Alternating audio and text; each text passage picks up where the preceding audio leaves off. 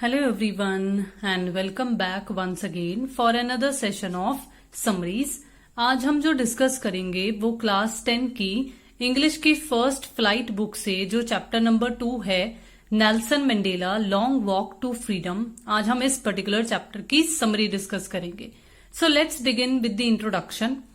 This chapter is an extract from the autobiography of Nelson Mandela long walk to freedom.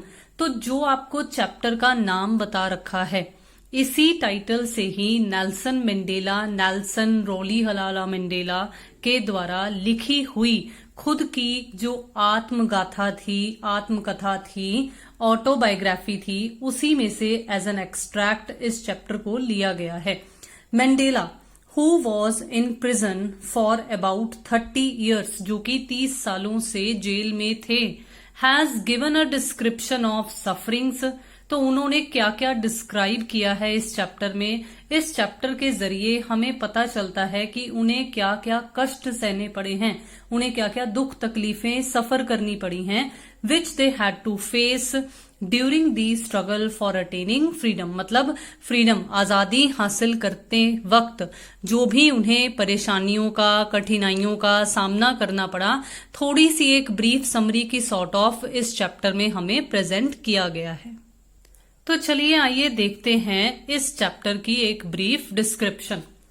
Nelson Rolihlahla Mandela, a South African leader, struggled against the racial discrimination between the whites and the blacks, जिसे आप SST में social studies में apartheid नाम से सुन चुके हो, समझ चुके हो, आप जानते हो। तो नेल्सन मंडेला जो कि साउथ अफ्रीका के एक नेता थे, एक रेवोल्यूशनरी कहूंगी मैं, एक रेवोल्यूशनिस्ट थे, उन्होंने ये रेशियल डिस्क्रिमिनेशन मतलब ये अपार्थाइड सिस्टम के अगेंस्ट काफी स्ट्रगल किया था। एंड मैं कहूंगी कि साउथ अफ्रीका से एलिमिनेट करने के लिए उनका एक बहुत बड़ा कंट्रीब्यूशन माना जाता है। In this extract, he speaks about a historic occasion। तो वो एक बहुत ही हिस्टोरिक सेरेमनी की बात कर रहे हैं इस चैप्टर में, दी इनॉग्रेशन। इनॉग्रेशन का मतलब हम बहुत अच्छे तरीके से जानते हैं, किसी चीज का उद्घाटन समारोह जब होता है हम उसे इनॉग्रेशन कहते होते हैं। तो यहां पर आपको साउथ अफ्रीका जो एज अ नॉन रेशियल और एक डेमोक्रेटिक फॉर्म में फ्री हुआ, सेटअप होने जा रहा था एक नई कंट्री की फॉर्म में, तो उसकी नई फ्रीडम को एंजॉय करने के लिए जो एक सेरेमनी ऑर्गेनाइज की गई थी उसे इनॉग्रेशन नाम से डिनोट किया गया है। ऑन 10th मई 1994, मतलब 10th मई को ये पर्टिकुलर इनॉग्रेशन नाम की जो सेरेमनी थी वो ऑर्गेनाइज की गई। वेन, अब क्यों इसे इनॉग्रेशन कहा गया है आपको नेक्स्ट लाइन में भी पता चल रहा है। When he was sworn in as the black president of या first black president of democratic South Africa। तो नेल्सन मंडेला जो थे वो फर्स्ट ब्लैक प्रेसिडेंट बने थे डेमोक्रेटिक और एक नॉन रेशियल साउथ अफ्रीका यानी कि कंट्री के, और उन्होंने 10th मई को शपथ ग्रहण की थी। The ceremony took place in a building in Pretoria. तो यूनियन बिल्डिंग नाम की एक बिल्डिंग थी प्रिटोरिया में, जहां पर ये सेरेमनी जो थी वो ऑर्गेनाइज की गई थी। His daughter Zindzi was also with him. तो उनकी डॉटर, उनकी बेटी जिनानी भी उनके साथ प्रेजेंट थी। Mister de Klerk was sworn in as second deputy president and Mr. Thabo Mbeki was sworn in as first deputy president। तो जैसे हम कहते हैं ना कि रेस अगर होती हो तो फर्स्ट रनर अप कौन था, सेकंड रनर अप कौन था, तो यहां पर आपको ऐसा ही कुछ कंसेप्ट बता रखा है कि उप राष्ट्रपति के तौर पर जो 2 उप राष्ट्रपति सिलेक्ट किए गए थे, तो यहां पर आपको सेकंड डेप्यूटी प्रेसिडेंट का नाम बता रखा है एंड देन यहां पर आपको फर्स्ट डेप्यूटी प्रेसिडेंट का नाम बता रखा है। अब when it was Mandela's turn, तो जब नेल्सन मंडेला की बारी आई, ही प्लेज्ड टू, तो उन्होंने किस चीज के लिए शपथ ग्रहण की। देखो इतना तो हमें पता ही है कि वो फर्स्ट ब्लैक प्रेसिडेंट चुने गए थे। अब उन्होंने उस वक्त शपथ ग्रहण करते वक्त क्या उन्होंने प्लेज लिया, ही pledged to liberate his people from poverty, sufferings and discrimination. अपने लोगों को गरीबी की जंजीरों से, सफरिंग्स, किसी भी तरह की कोई भी दुख तकलीफ और डिस्क्रिमिनेशन, बेसिकली रेशियल डिस्क्रिमिनेशन, इस बेसिस पर उन्होंने कहा कि मैं अपने देश के लोगों को आजादी दिलवाऊंगा. All the military officials paid their tribute to the newly elected president. अब देखो यहां क्या हुआ. वो मिलिट्री ऑफिशियल्स, वो पुलिस ऑफिसर्स जो एक्चुअली जब उन्हें 30 साल के लिए जेल में बंद किया गया था तो उन पर जुल्म ढाए जा रहे थे उनके द्वारा, वही मिलिट्री ऑफिशियल्स जो थे अब उन्हें सलामी दे रहे थे.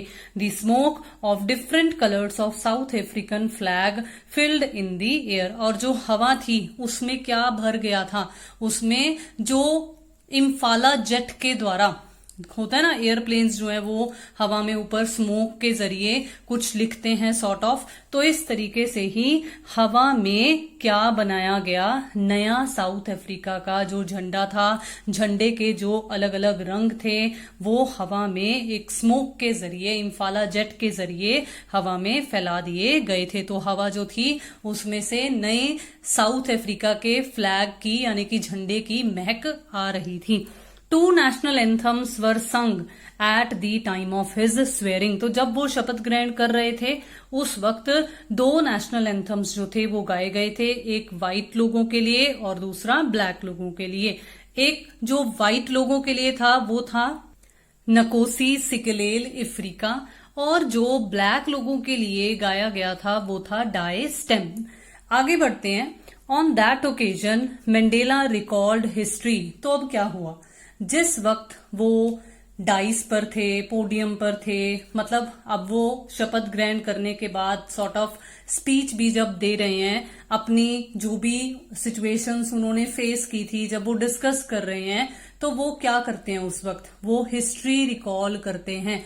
मतलब अतीत में जो भी उनके साथ हुआ, जो भी ये लड़ाई उन्होंने लड़ी थी आजादी की, उस वक्त उस दौरान उन्होंने जो कुछ भी सफर किया था, जो फेस किया था, वो उस हिस्ट्री को याद करते हैं. और याद करते हुए क्या रिमेम्बर करते हैं आगे, he remembered how inhuman the apartheid system was. मतलब जो अपार्थाइड सिस्टम था वो कितना ज्यादा निर्दयी था, मतलब बिल्कुल ही इनह्यूमन था, बिल्कुल ही जस्ट नहीं था, वो ये रिकॉल करते हैं. Then he said that the real gems of his country were its people. अब उन्होंने क्या कहा था, उन्होंने कहा था कि मेरे देश के जो असली हीरे जवाहरात हैं वो क्या हैं, वो डायमंड्स नहीं हैं, वो सफायर्स नहीं हैं, वो एक्चुअली मेरे देश के लोग हैं.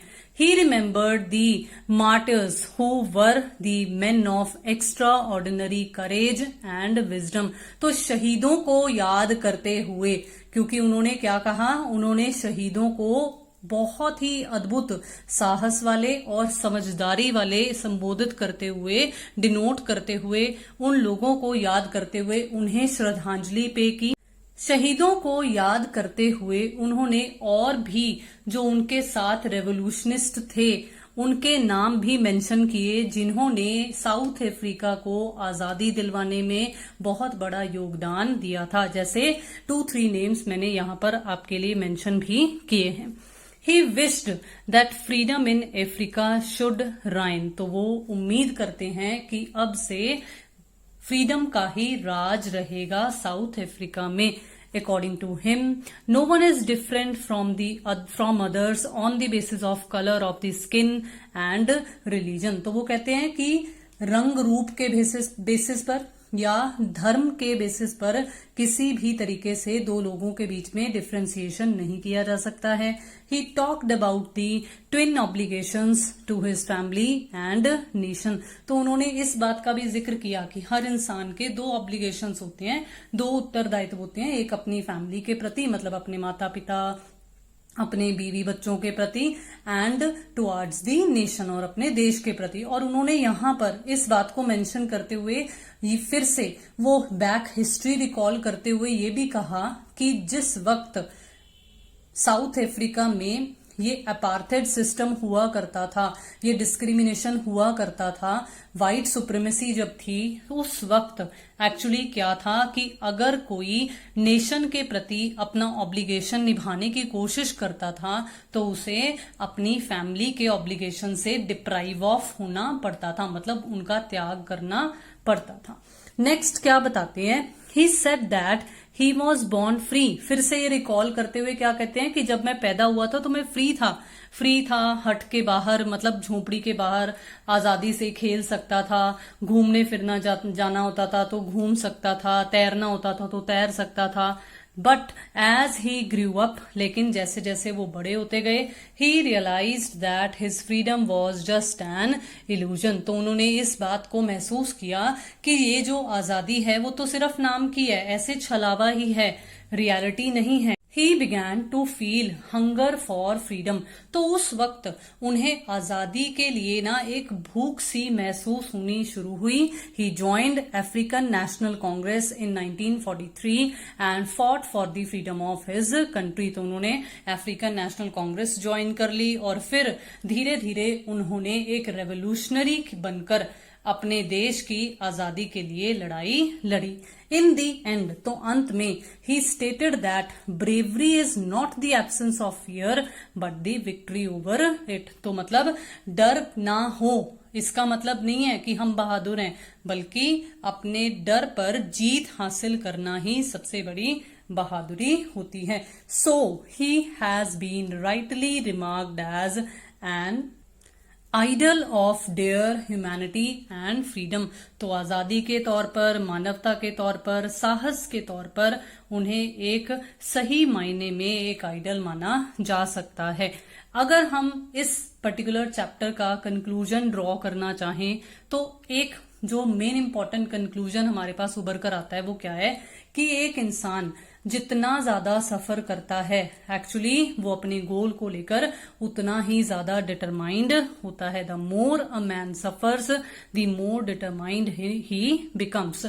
जितना नेल्सन मंडेला को अपनी फैमिली के ऑब्लिगेशंस को निभाने से रोका जा रहा था, जितना वो अपने नेशन के ऑब्लिगेशन के प्रति बढ़ रहे थे, उतना ही ज्यादा वो और ज्यादा डिटरमाइंड हो रहे थे कि हाँ, मुझे अपने देश को आजादी दिलवानी ही दिलवानी है। So we should never give up. इसलिए हमें कभी भी हार नहीं माननी चाहिए। We should always struggle hard with full dedication in order to succeed.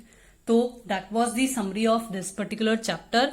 मुझे उम्मीद है कि आपको बहुत ही अच्छे तरीके से इस चैप्टर की समरी समझ में आ गई। Kindly do some honours.